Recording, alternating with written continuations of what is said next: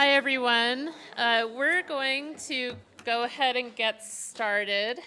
I'm really so pleased to see the auditorium full of folks. I'm Sarah Shreves. I am the Alice Sheets Marriott Dean of Libraries.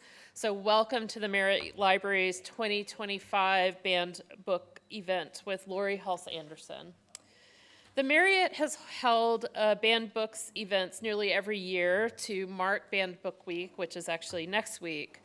Since 2021, PEN America has documented nearly 16,000 book bans in public schools nationwide.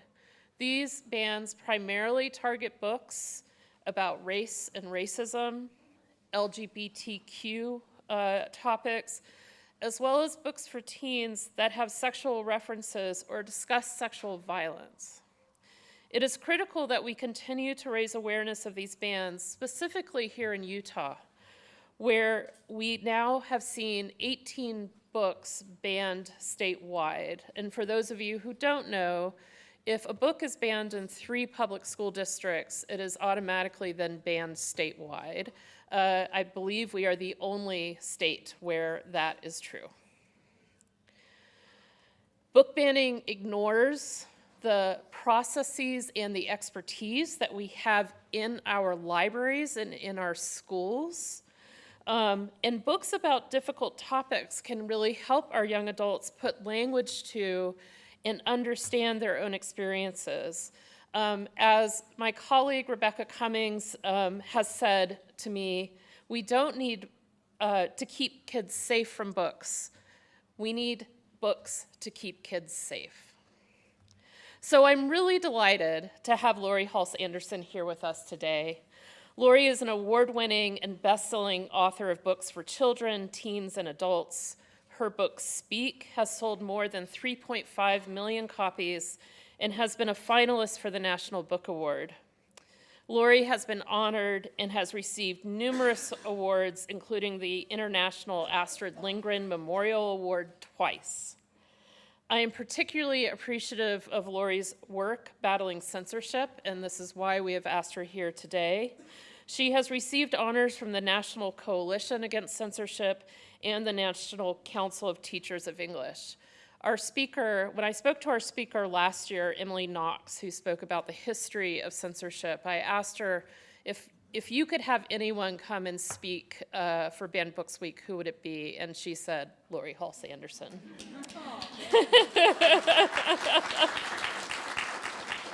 I do want to take a moment to mention that we have a counselor in the back of the room, Christina, with Volley, the service dog, who is a lovely dog if anyone needs some support. And so without further delay, I welcome Laurie Halse Anderson to the podium. Thank you.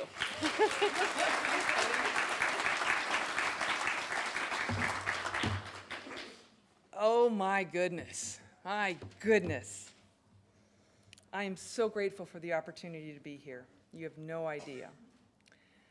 Before I get into the speech, though, I would like to acknowledge the pain that has ripped through the LDS community because of the assassinations in Michigan. My heart and my prayers go out to the families, the victims, the community, and the entire community of the Church of Jesus Christ of Latter-day Saints. It horrifies me that our nation has gotten to this point.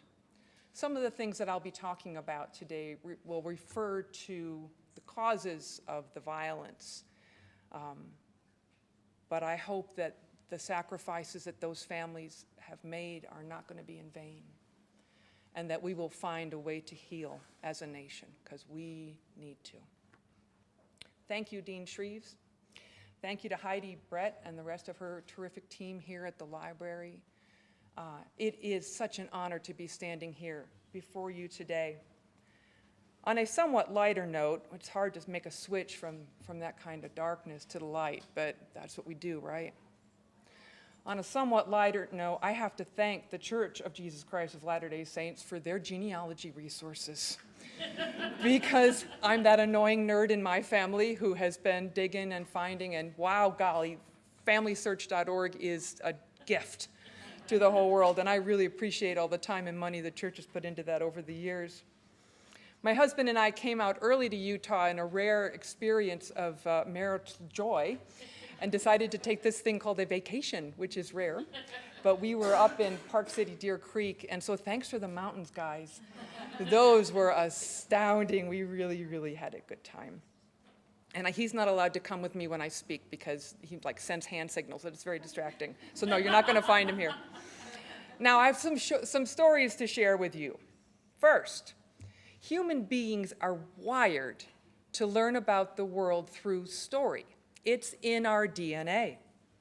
From the beginning of time, we have gathered to share stories, sometimes by firelight, starlight, lantern light, or today under LEDs. Stories delight the imagination, share wisdom, and most importantly, possibly, strengthen our communities.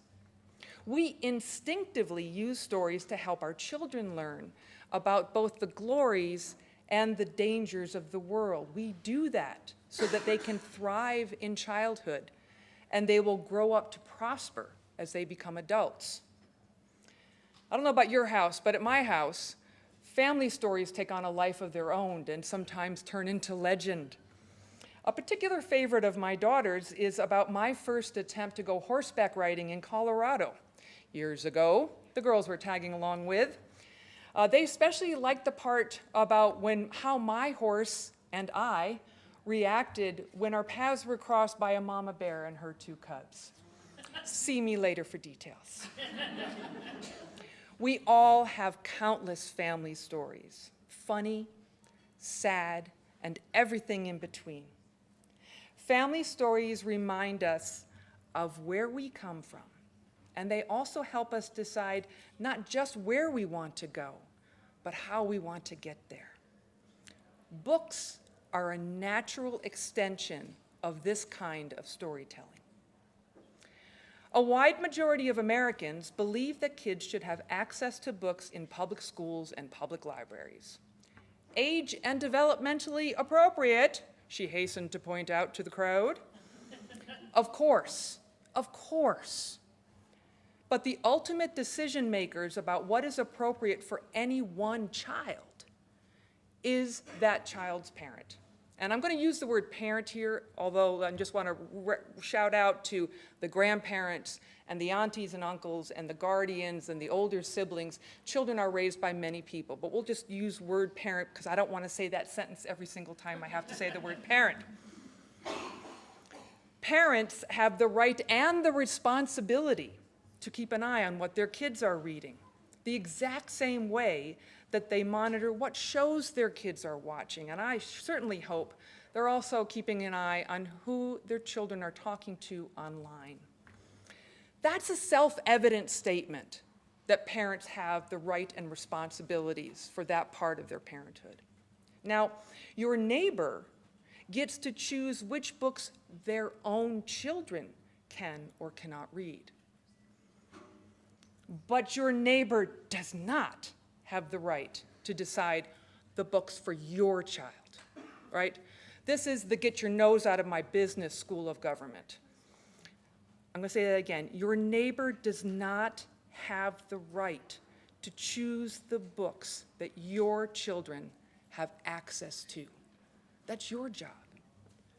The last thing your family, my family, any families in America need is a nanny government that's going to dictate what books the kids can get a hold of. That should be self-evident too. So given that these are pretty easy things to understand, right? Books are good because stories are good because we're wired to tell stories. Parents choose for their kids. Parents don't get to choose for other people's kids. All makes perfect sense. Kind of low-key. No energy or violence in those statements. How did we get to this point? What point am I talking about? Why have Americans been inundated with lies, falsehoods, and misinformation about the books in our schools for the past 5 years? Why have educators across our country been threatened with the loss of their jobs, with the loss of their teaching certificates, Because of books in their classroom?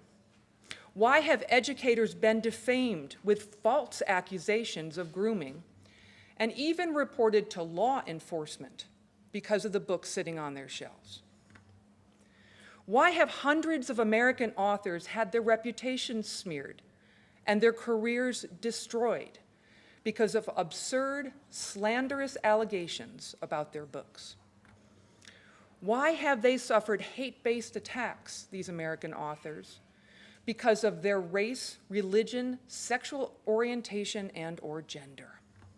And why are some authors of books for children in the United States forced to travel with security guards because they've been getting death threats? I think that the answers to all of those questions can be boiled down to two things: shame and fear. Let me give you some of my background after I take a sip of water. I am so nervous, y'all, you have no idea. Can you hear me okay? Good. You let me know when I start trailing off. I grew up in a conservative family where sex was never discussed. I did not have sexual education in school. A few weeks before ninth grade started, I went hiking with a boy, a friend of a friend, who seemed kind and funny.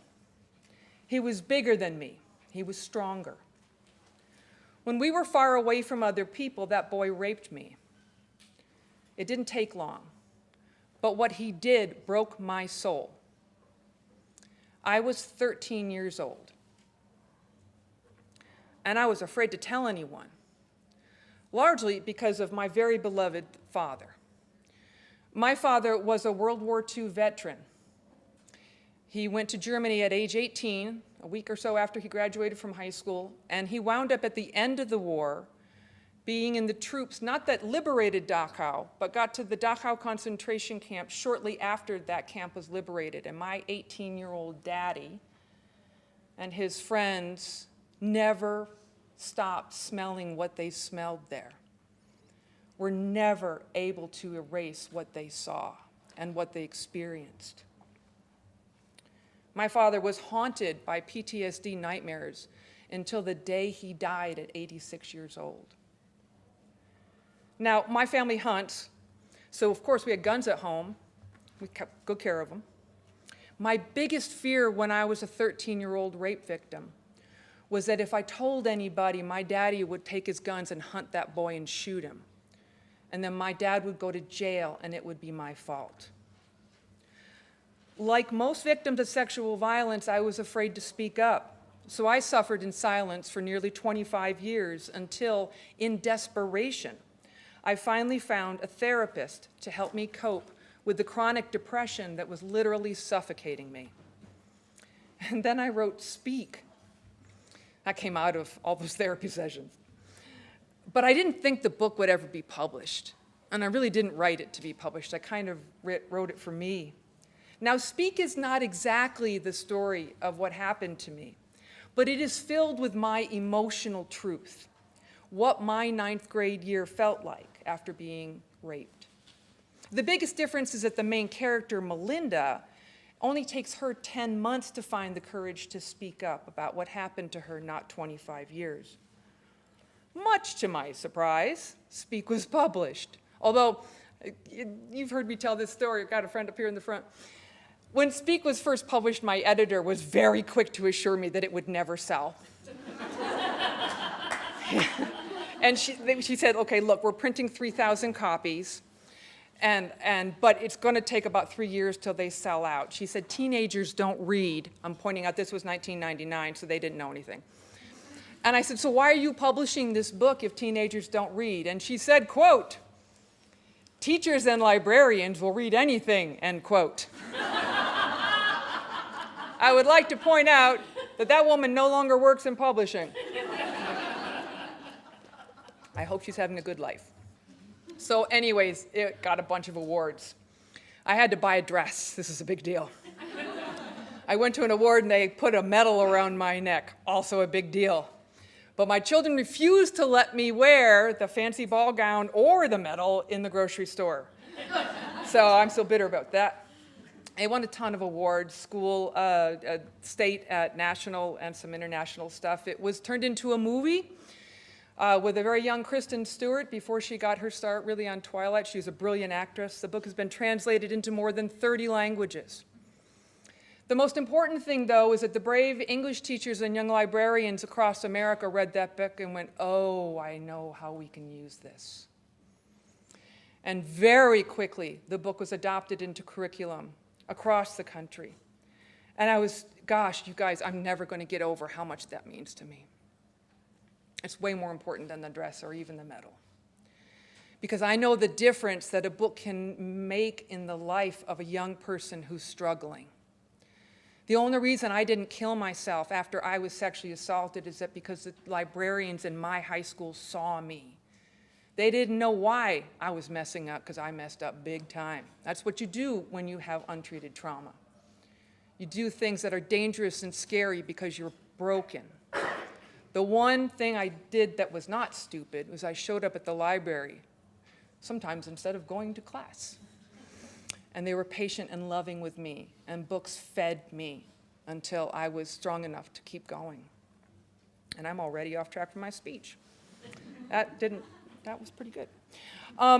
What I really loved about the way that Speak has been was taught for 20 years across the country, was when English teachers would pair with the health teacher, or they would bring in somebody from a sexual violence center locally to talk to everybody. Because as important as it is for us to focus on the victims of sexual violence, who of course can be of any gender, we also have a chance, let's put it out there. Overwhelmingly, the overwhelming majority of perpetrators of sexual violence are male. That's just a fact, although females certainly can do that, and people who operate outside the binary can also be perpetrators. But I think all the time about the boy who raped me and who he was in middle school. And I have talked to so many. I've talked to over 1 million high school students in the past 25 years. And so many of them have been victims, but you know who also has had the courage to come up to me? Guys who hurt somebody. Grown men, but also teenage boys who have a hard time saying things like rape. But they will often say things like, I went too far, right? Often under the influence of drugs or alcohol. And I'm standing in front of me is a young man who is also broken because he messed up in a way that nobody ever talked to him about, and in a way that often hurt a girl or a young woman whom he cared about. And now he's broken too. So we have to think about those young men who, there are certainly sociopaths who go on to a life of horrifying sexual violence. Most of the sexual violence that occurs in the United States is carried out by young men who are good guys, who are like my son and my sons-in-law. They're the kind of boys that I know. I have 7 grandsons. That's who my grandsons are going to grow up to become. But my grandsons have me as a grandmother. And so they're going to be learning a lot more about the way we treat people, the way we walk in honor and respect, and the biology of our bodies than most guys get the opportunity to learn about.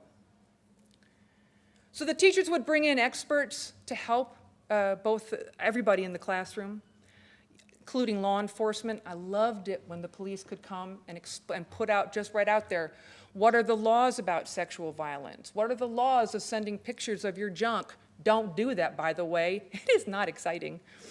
It is a way to guarantee you will never get a date with a person that you just sent the junk to. They're just going to get laughed at. It's not cool. So save your time. I wasn't going to say that either. Sorry, I'm in Utah. But we're at a university, and hopefully you're grown up. Somebody wrote a dissertation. They did original research and did a PhD dissertation about the question, can teaching Speak in an 8th grade classroom change students' acceptance of rape mythology? The answer was a resounding yes. The other thing that happened that was the only thing about my career that ever impressed my beloved mother rest in peace, was that Speak was on Jeopardy a couple of times. And so my mom, who's kind of impressed by the movie, she's watching Jeopardy, and she calls me up, and she has to take her oxygen mask off. My mom died of COPD. She's like, "Did you know you're on Jeopardy?" And it's like, no. She went to the hairdresser, she told the ladies, and finally she was proud. But in the last 5 years, this standard book, this has been a standard book in high school curriculum since the year 2000. But this book has been lied about so much that not only has Speak been pulled out of the curriculum, sent to incinerators, I've seen the pictures, but also all of the books I've written have been pulled out and sent to the incinerators, because apparently my book has got my name has a big scarlet letter A on it. Even the historical fiction that I've written about the American Revolution is for middle school students, no sex in it, are considered too controversial or dangerous to be on the shelves in school. Shame and fear. You should know that I am a proud preacher's daughter, which is why I'm gripping the pulpit up here, and I'm about to start swaying. Give me some hands up there. I am a proud preacher's daughter. My father's war experience in Germany convinced him to try and live the rest of his life grounded in love, not hate. So he became a United Methodist minister. Methodists are a little weird. One of the not friendly things they do is that they move their preachers' families around a lot. So we lived in a lot of different communities, some of them in the suburbs. I preferred the ones out in the countryside. When it was time for me to go to community college, which there was no money for, I got a job working on a local dairy farm. And at 4 in the morning and at 4 in the afternoon, I would milk cows and then shovel what came out the back end. If any of you students are having trouble staying focused on your studies and you're having doubts about your place in the university today, I strongly encourage you to take up farming. Because that's what got my butt back in the classroom. And that's why I sat in the front of the room in college and not the back of the room the way I had in high school. So I grew up surrounded by religious, conservative people whom I love and respect, even and maybe especially when we disagree about politics. Because without that love and respect, you can't really have an honest communication. There is an enormous difference between the traditional conservatives and today's right-wing extremists. And I'm not labeling any parties here. This has to do with people making decisions about how they're living their lives. When extremists attack my books and slander me by calling me a groomer and a pedophile, thank God my mother didn't live to see that. They call me a groomer and a pedophile because I've written about sexual violence for teenagers. This can make me very angry. And that doesn't help anybody. Anger and rage, that turns off the part of your brain that can think. Anger and rage is part of why our nation is suffering so much. And that kind of senseless violence that grows out of anger and rage is why there was that horrible attack in Michigan on Sunday. My feelings about the way my books are being treated are not important at all. Because when book banners remove books like Speak, it's not just about Speak or my books, it's about this vast genre of children and young adult literature. When they remove our books from schools, they are sowing the seeds of ignorance in our children. Those seeds can be poisonous and sometimes fatal. Adolescence is a challenging time under the best of circumstances, but it's hard, really hard for most. And most teenagers don't tell their parents what's going on for a lot of very understandable reasons. Too many of our teenagers are forced to cope in silence with traumatic burdens because of bullying, racism, religious hatred, depression, sexual violence, and substance abuse, to name just a few. Many of the books that have been banned in Utah and in other states are precisely those books that can help teenagers make sense of the pain they are in. Books that will strengthen them and give them the courage to seek help and guidance. When extremist book banners force the removal of these books, they are the ones who are causing harm. The seeds of ignorance sown by these extremists guarantee that our communities will continue to reap the bitter harvest of broken and damaged children, victims of trauma, violence, and pain, year after year after year. So it's not just sex and fear. We have to put ignorance into there too. Oh, I just said sex. It's on the brain, right? I'm sure that will go viral. Shame, often about sex. Fear and ignorance. According to a report from the Utah Commission on Criminal Justice, rape is the only violent crime in Utah that is higher than the national average. This is despite the fact that Utah has one of the lowest reporting rates of sexual assault in the country.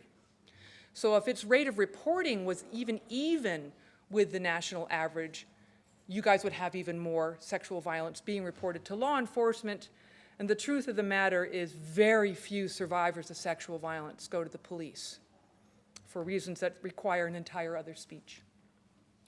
A recent report, April of this year, that came out from researchers at the University of Utah, this wonderful place, found out that nearly 21.4% of females in Utah had been sexually abused before they turned 18.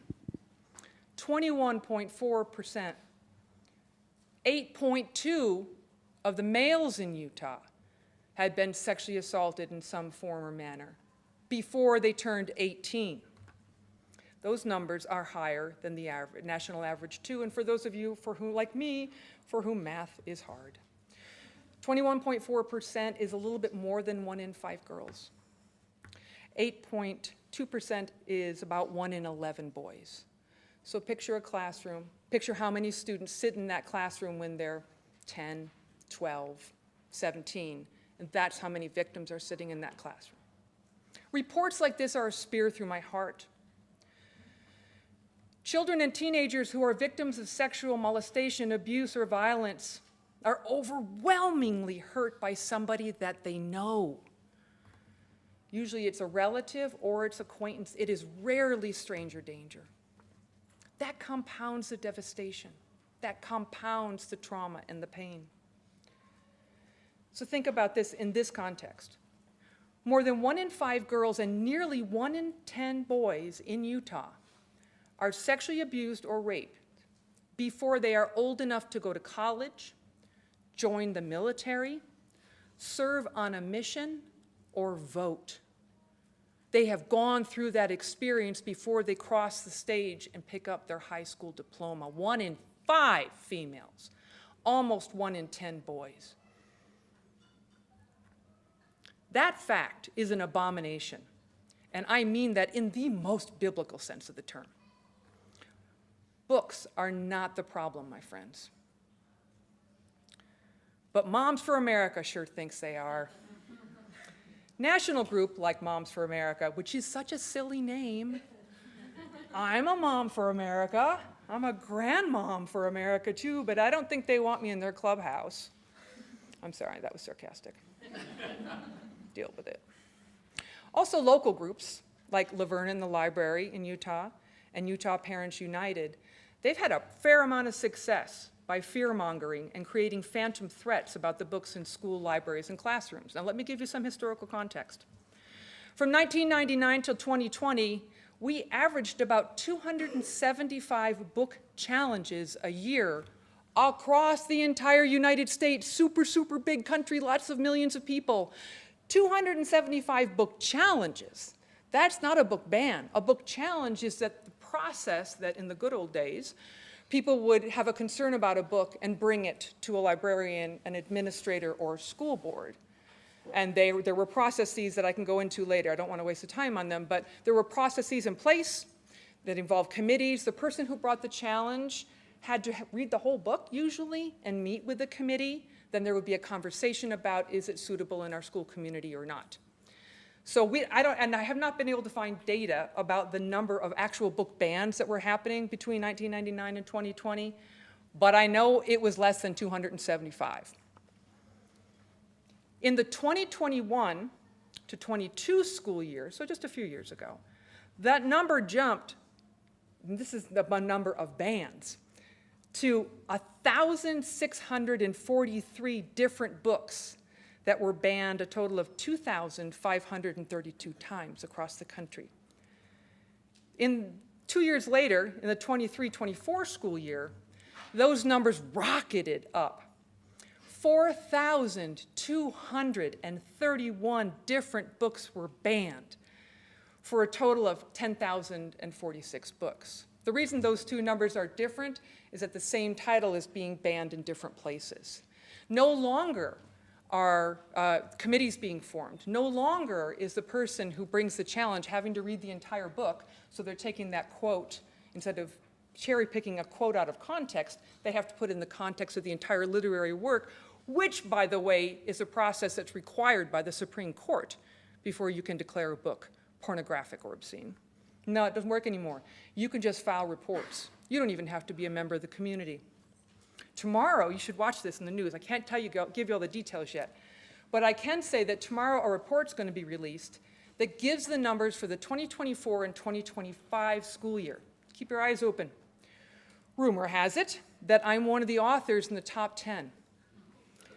That is not an honor.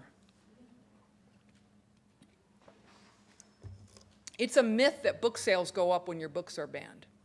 What happens when your books are banned is your career is destroyed. You might see me working at Walmart soon, because we're done. I'm done. I'm toast. We, in children's publishing, in the last 15 years, have been working hard, long overdue, to bring in more authors and illustrators to represent the vast, amazing variety of experience in this country. And we were slowly making progress, thanks to, in large part, to a great organization called We Need Diverse Books. Most of those authors, not most, many of the authors whose books joined publishing in the last 15 years didn't look like me. I'm like the straight white lady. I'm a mayonnaise person. Daddy's a preacher, conservative, you know. But we were bringing in everybody, Jason Reynolds, Angie Thomas, Meg Medina, and that's part of this backlash. And especially, I worry the most, I'm old, I worry most about the young authors and illustrators whose stories were just beginning to reach everybody and whose careers have been shut down because their names are on lists. Oops, that's my, oh golly, that went fast. Gotta talk faster, Laurie Beth. How absurd has this situation gotten? Recently, the schools in Monroe County, Tennessee banned both the complete book of cats and the complete book of dogs. Now, these are nonfiction books. You've seen them. They come out from places like DK Publishing. They have lots of great photographs about how to take care of your cats and your dogs. In Tennessee, you don't have to give a reason why you want a book banned or why you're banning it. Most people think it's because it discusses the reproduction of how you make kittens and how you make puppies. That's absurd. That's absurd. They banned 572 other books in Monroe County, Tennessee, including Grapes of Wrath, books about World War I and World War II, the Holocaust, Hunger Games, Twilight, and much, much more, including Speak.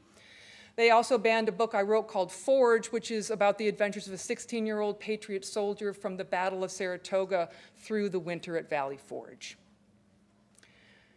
Books targeted by extremists tend to be about topics that make many adults uncomfortable. Last year, 44% of those books that were banned featured characters of color, and 39% featured LGBTQ characters. Some American adults, especially in conservative communities, are so uncomfortable by discussions of race, gender, sexual orientation, and basically anything having to do with sex. That they'd rather remove books, including books about the reproduction habits of dogs and cats, than to run the chance of having to discuss these very hard topics with their kids. And I get it. I raised 4 kids. I have a ton of grandkids. And none of us, I'm pretty sure in this room, had parents who knew how to talk about these things. So we have no model. And that's terrifying. It is so scary to raise a teenager in a culture that seems determined to eat them alive, right? To destroy them, especially with all the nonsense that goes on the internet. So I can understand the fear. I can understand the shame, and the ignorance really makes me angry. I once heard a school board member in Tennessee recently say that once a student is 18 years old and out of the school, they can read anything they want. Or, he added, if parents want their kids to read controversial books, in scare quotes, those parents can buy books for the kids. There's a lot to unpack there. First of all, that's elitist nonsense. Public education and public libraries were built specifically to provide opportunities to all children regardless of income. Plus, millions of American children live in communities that are not served by a public library. We call those library deserts. The only place where they have access to books is at school. Number 2, people are not controversial. Gay people, trans people, black and brown people, Muslim, Jewish, and Mormon people, they are people with the same rights as the extremists who are trying to remove books about their lives and experiences. It gets worse. Herta Müller, who was a 2009 recipient of the Nobel Prize in Literature, I think she's German and Romanian, writes novels and poetry. She said that, quote, censorship of the word does not end on paper, comma, but on the skin of human beings, end quote. Banning books because they have characters who are not straight, white, cisgender, or the right form of religion, whatever the heck that is, doesn't just erase those stories from schools. It is the first step in erasing the existence of real people, real families that a small group of extremists don't like. They've borrowed a page from the fascist playbook of 1930s Germany, when people who were Jewish, gay or trans, Romani, and many more categories were targeted by the government as different and dangerous. That's how the Nazis came to power. Then they slaughtered those people. I have a favorite founding father that I have to quote. It's a requirement in my terms with God for my existence on this earth. I have to quote Benjamin Franklin in every speech. I would have dated him if he had gone to my high school. I like bald, nerdy guys. Good old Ben said, quote, who would ever overthrow the liberty of a nation must begin by subduing the freeness of speech. Those words could have been written yesterday. Ben started to write about intellectual freedom and freedom of speech in 1722 when he was 16 years old. That's why I would have dated him. It is parental, educational, and societal malpractice to forbid books to children because the topics make adults uncomfortable. Is it a good idea to wait until a child turns 18 years old before we teach them how to safely cross a road? Do we wait until they've graduated from high school before we tell them about not playing with matches? It can be uncomfortable to talk to children about death, what happens when you get hit by a car or when a house burns down, but we do it because we're not foolish, at least about that, and we know that we have to teach our kids about these things to keep them safe, and that's our job as adults. Do kids have access to news in the library? Of course they do. We know that not only are they watching news on their phones, they're watching a lot of things on their phones that parents would be super uncomfortable with. For the record, my friends, pediatricians inform me that the average age at which the average American boy begins to watch pornography on phones is 11. 11. And no one is explaining to that young man, that boy, what he's looking at.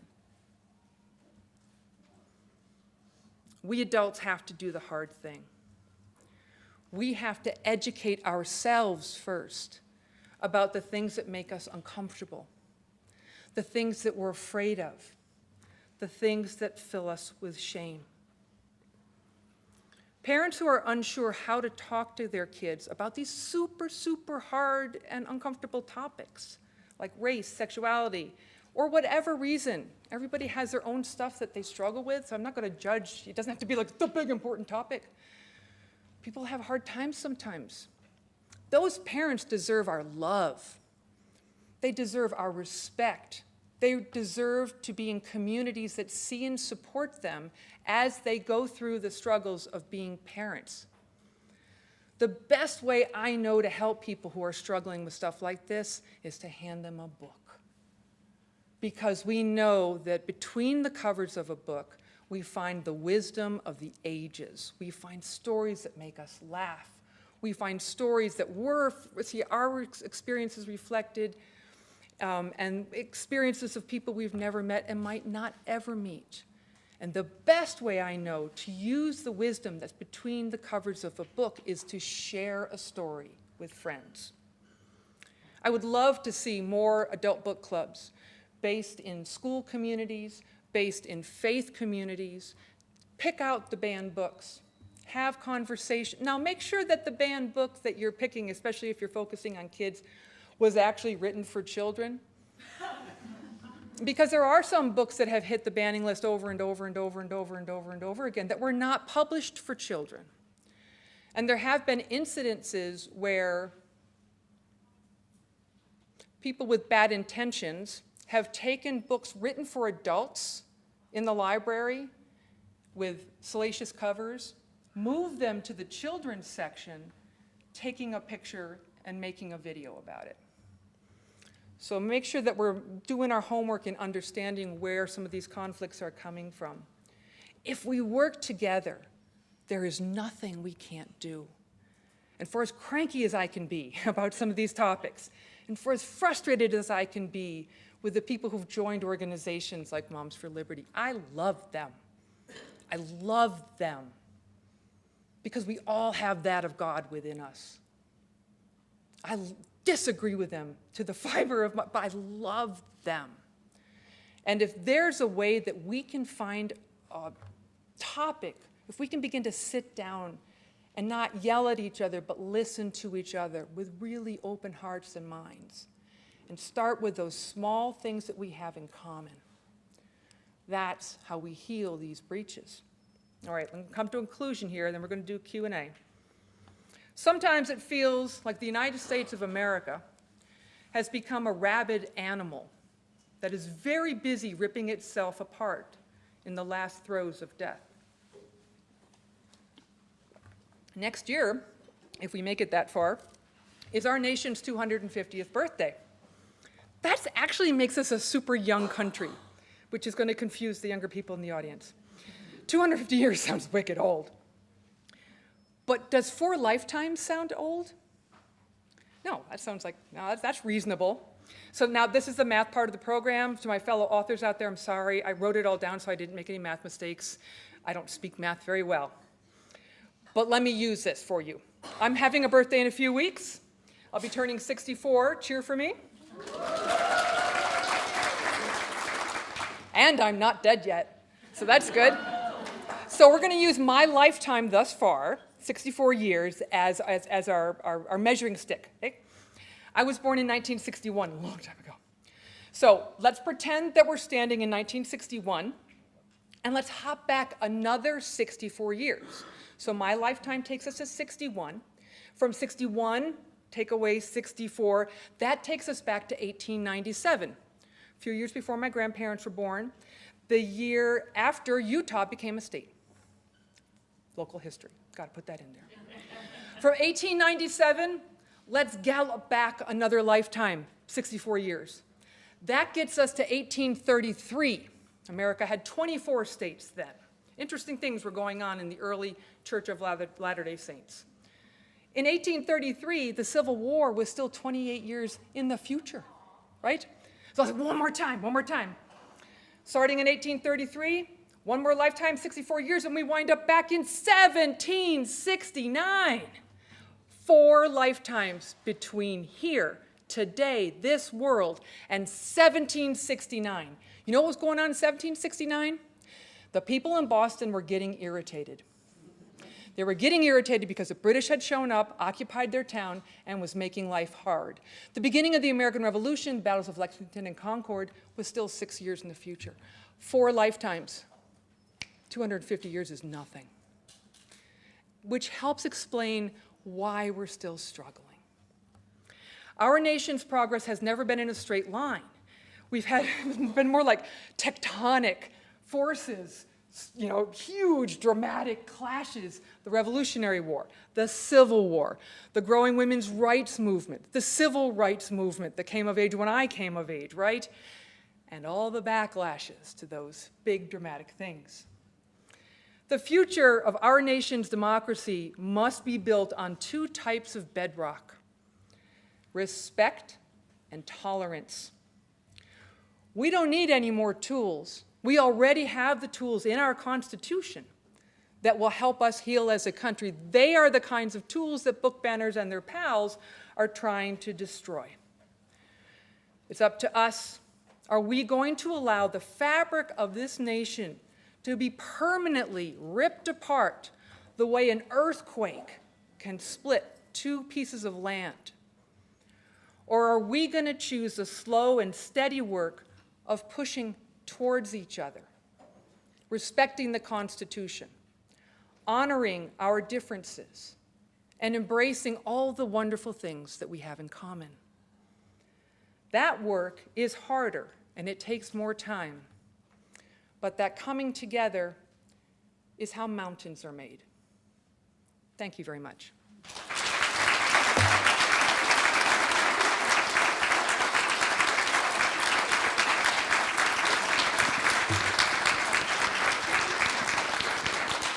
And now I've got time for questions. Can you guys hear me if I do this? Because I need to pace more. We need a mic in the room if anybody needs it. They get to play game show hosts. See, now this is why I like talking to 4th graders about the American Revolution. Because when I talk to because I don't talk to 4th graders about speak. But when I talk to 4th graders about the American Revolution, we get to the Q&A, it's like, oh, miss, right? So many questions. So I want you to channel your inner 4th grader right now. And I will take questions about the American Revolution if you have them. No. Oh, there we go. Thank you. Hi. You said something about respect and tolerance. Yeah. And I just have a really hard time with being tolerant of intolerance. Yes, right? So if you've got any hot tips for Yeah. that, I would love to hear it. Long walks and chamomile tea. For me, I can just tell you how I deal with it. Everybody's different. For me, it helps when I can learn about the person who's making me crazy right now because of their intolerance. For example, I've done some research on members of the organizations I named earlier because I wanted, not that I'm going to talk about their names in public or go put them on blast or stalk them, but I was trying to understand, how does somebody get to this point? You know, often, especially when I'm seeing people banning books about sexuality, I'm like, who hurt you? Who hurt you? When you look at those statistics I gave you, 1 in 5 and almost 1 in 10, I guarantee you that at the leadership of several of these organizations, you have people with untreated trauma. And when you can look at somebody and try to picture them at 15, at 10, at 5, and know that somebody hurt them so much that they're choosing rage and violence to distract them from their own pain, that's how you love that person. Yes. I'll just, go ahead. So I'm Australian. Yeah. I'm sorry. We suck right now. There you go. Thank Okay, you. cool. My question, maybe I'm missing some cultural nuance, but it feels like this isn't just a last 5 years thing, that this is a sort of domino effect leading us here. And so I was just wondering, like it feels like this has been many decades in the making. How do we make it so that it's not many decades of chaos to get back to a normal I don't state? think now you're asking me to wade into politics. I'm sorry. Buckle up. I'm so sorry. The only way, because I'm old enough that I remember when our parties the two major parties talked to each other. And you should know that over the course of my lifetime, I've been registered Republican, voted Republican, registered Independent, voted Independent, registered and voted Democrat. And most of the time I held my nose every time I entered the voting booth because somebody I had to vote for I was really annoyed about. I think that that's a good question for a historian. From my perspective as an American kid kind of growing up in the middle of all this, there's a fellow named Newt Gingrich. First name is spelled N-E-W-T, last name Gingrich, G-I-N, Gingrich, somebody spell it, who was a politician and who made it his life's work to burn it down. It used to be that the parties would come together and have conversations, and they would do some horse trading. They would say, okay, you can have this in the budget or the bill if we can have that, and that's what politics are. Newt Gingrich is like, no, we're not playing nice anymore. And he changed the rules. And having the rules changed, and also some Supreme Court decisions about the funding of elections, changed the kind of person who was attracted to politics. So while there still are great politicians out there, especially at state levels, I think that's where you find some really good-hearted people. When they get to the national level, in order to win an election, they have to make deals with the devil. That's what I think. But please seek out other opinions about that. And thank you for being in America. Please be careful. All right, other things. Yes? Works in terms of people who have these really entrenched opinions, and of course they're hearing so much from other people that it just seems common sense even. Right. I'm not talking about like the leadership of Moms for Liberty, No, but just the people who are like, yes, that makes sense. What have you seen that can kind of soften those barriers and help them? Yeah, well, first of all, it's not logic. And this is where the people, I do think that there's some pretty awful people who are behind some of these larger issues. I don't know who they are, but I'd like to meet them. And they're smart. All this book banning thing came on the piggybacks of the early years of the pandemic. And some of these smart, evil-minded people saw that if you make parents afraid, you can get them to do just about anything. Because you know what, I've had kids, and if you made me afraid for my kids, I would do anything, right? And when you are afraid, the part of your brain up here behind your forehead, where you think logically and analytically, stops working because it gets hijacked by your amygdala, which is controlling your fear. So remember this, young people. If you want to get somebody's vote, make them afraid of something. I mean, I won't like you, but instead of being honest about what the real situation is. So how do you fight that? You don't, because you can't. You cannot logic somebody out of their fears. If you've ever seen somebody having a panic attack, that doesn't work. A lot of people, including me, are trying lawsuits. I'm part of a lawsuit against the state of Iowa with a bunch of other authors, families, educators associations. I'm also part of a lawsuit against the state of Florida. Not going to Disneyland, for the same reasons. And so but it's so absurd. It's such a waste of money. That's the other thing. Maybe this will get through to some people. The amount of money that local school districts are having to spend to keep up with the laws that are being passed in some states, you have to review every book in the library. We already know how tight school budgets are. Tens and sometimes hundreds of thousands of dollars are having to be spent in school districts because of what the new state law says. You have to review every book, make sure that there's no cats having kittens in it, you know?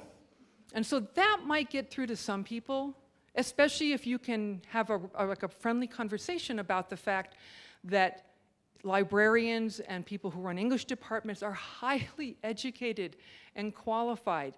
There are professional standards that align with Supreme Court decisions about what is obscene, what can be shared with minors, what cannot be shared with minors.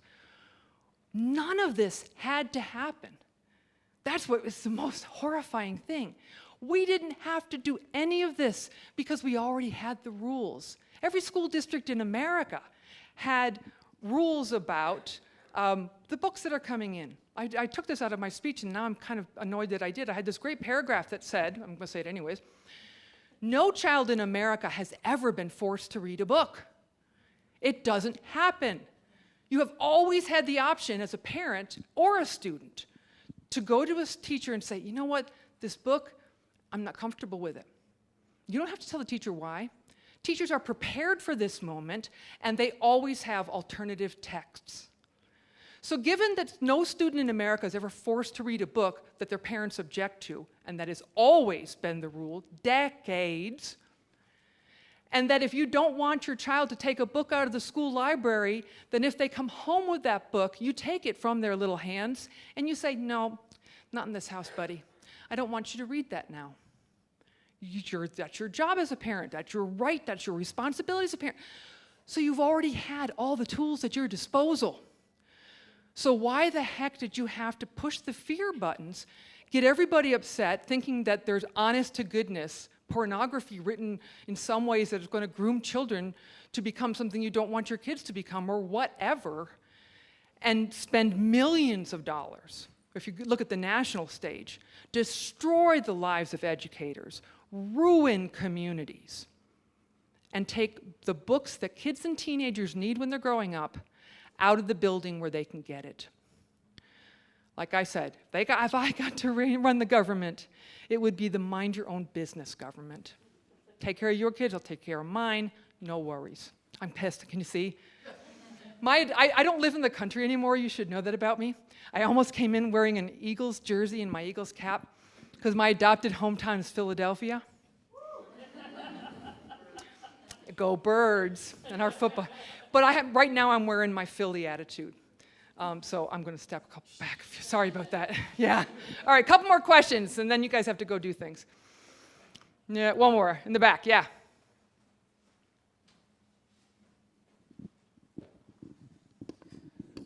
So you said that you wrote Speak about like emotional experiences. Do you have any tips for writers who are using like a similar like theory to write? Yeah, absolutely. I've pulled from my life experiences a couple times in a few of my novels. I wrote a book called The Impossible Knife of Memory that's set during the world of today, but it's very much what I felt like growing up with a dad who, like I said, had PTSD. And we really had some struggles about that. I had my dad read that manuscript before I sent it in, by the way. First of all, if you are ever writing fiction and you have a person in your life who's causing you great pain, and you want to put that person in your book, make them unattractive. Because nobody will see themselves in a book if it's a really unattractive physically or whatever thing they love. Make sure they can't recognize themselves, because you will never be able to afford the lawsuits that come in. The other thing I think is that it's important for you to write early drafts without the intention of publishing it, because the censor in your brain will kick in. And most importantly, when you're writing, you're the most important audience, because I think expressing ourselves in any kind of art, first of all, it's really fun. And it's an important way that we stay in touch with who we are in our deepest self. So you need to do that without worrying about publishing it. And then, maybe if you have a trusted person who knows the person's who's called, have them read it and say, do you recognize XYZ here? And then change it so they don't. That's my advice. Also, don't quit your day job. I haven't given this talk in a long time, but it's really hard to get published, and it's way harder now. So if writing is important to you, find a day job that you can live with. I did most of the writing of my early books from 4 to 6 in the morning, because I would get up and write, get the kids out the door, go to the day job, and then the rest of the day was sports practice until I fell into bed. Any other questions? Writing, politics, otherwise? I just want to say thank you, and I just say thank you again. You guys, I was so nervous about this. I had relatives and friends tell me I shouldn't come to Utah because they were afraid of violence. I actually wrote a letter to my daughters that's tucked away, then I told my husband where to find it in case I didn't make it home. And that's the world we live in now. And I've had such a great time. I mean, I've been here for a whole week. I love your state.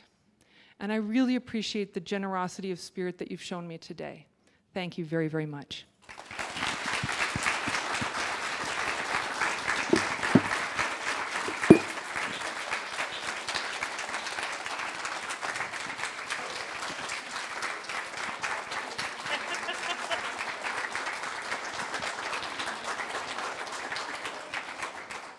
I just want to say thank you to Laurie. That was wonderful. It was perfect. And I also just wanted to say thank you to all of you for being here. Thanks for asking great questions and engaging. I did want to point out that over here, in the table back here are all of Laurie's books that we have, and they're available to check out if you're want to check something out there, so please do that. So thanks again. You can also go to the back here to the Let Utah Read table, and there are stickers and other things here and a place to sign up if you're interested in learning more about book bans and other things. So again, thank you, Laurie. Much appreciated. Thank you, everyone.